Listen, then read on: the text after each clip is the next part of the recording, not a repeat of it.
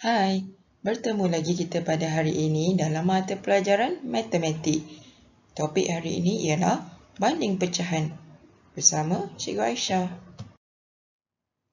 Sebagai rujukan, rujuk buku teks matematik jilid 2, muka surat 7, 8 dan 9. Manakala untuk latihan, buku aktiviti matematik muka surat 93. Hari ini, kamu akan belajar banding pecahan berdasarkan gambar rajah. Pertama sekali, kamu akan banding pecahan dengan nilai penyebut yang sama. Kemudian, banding pecahan dengan nilai penyebut yang berbeza dan tentukan pecahan mana yang lebih besar dan pecahan yang lebih kecil. Kita buat sedikit ulang kaji. Pecahan bagi gambar rajah yang berlori ialah 1/6. Satu bahagian yang berlori daripada keseluruhan 6 bahagian. 1 ialah pengangka, manakala 6 ialah penyebut. Berdasarkan gambar rajah, dapat kita lihat pecahan 2/6 lebih besar berbanding daripada 1/6. Jika nilai penyebut sama, bermakna pengangka yang lebih besar menunjukkan pecahan yang lebih besar. Jadi 2/6 lebih besar daripada 1/6. Pecahan manakah yang lebih kecil? Penyebut pada kedua-dua gambar rajah adalah sama. Bermakna pengangka yang lebih kecil menunjukkan pecahan yang lebih kecil. Jadi 2/5 lebih kecil daripada 4/5. Seterusnya, gambar rajah yang kedua, penyebut kedua-dua gambar rajah adalah sama. Pengangka yang lebih kecil menunjukkan pecahan yang lebih kecil. Jadi 3/6 lebih kecil daripada 5/6. Antara 4/7 dengan 3/7, manakah yang lebih?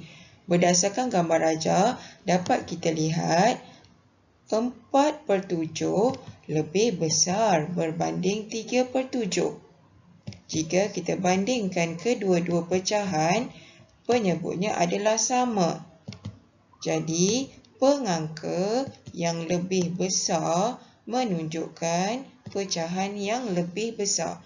Bermakna 4/7 lebih daripada 3/7. Contoh seterusnya adalah berbeza di mana penyebut kedua-dua pecahan adalah berbeza. Jadi, manakah yang kurang? 1/3 atau 1/4? Jika kita bandingkan kedua-dua gambar rajah, dapat kita lihat 1/4 lebih kurang berbanding 1/3. Jadi, 1/4 kurang daripada 1/3, di mana jika semakin banyak bahagian yang dipotong, bermakna semakin kecil bahagian tersebut. Kita bandingkan kedua-dua pecahan ini, 1/2 dan 1/10, dapat kita lihat 1/2 lebih besar daripada 1/10. 1/2 bermakna gambar ini dibahagi kepada dua bahagian dan diambil satu bahagian daripadanya. Manakala 1/10 pula, gambar ini dibahagi kepada 10 bahagian dan diambil satu bahagian daripadanya. Semakin besar nilai penyebut, bermakna semakin kecil nilai pecahan tersebut kerana telah dibahagi banyak kali. Jadi 1/10 lebih kecil berbanding 1/2. Latihan muka surat 93. Tandakan betul pecahan yang lebih besar. Soalan A, 2/3 dan 1/3. Kita bandingkan dahulu, nilai penyebutnya adalah sama. Jadi, nilai pengangka yang lebih besar menunjukkan pecahan yang lebih besar.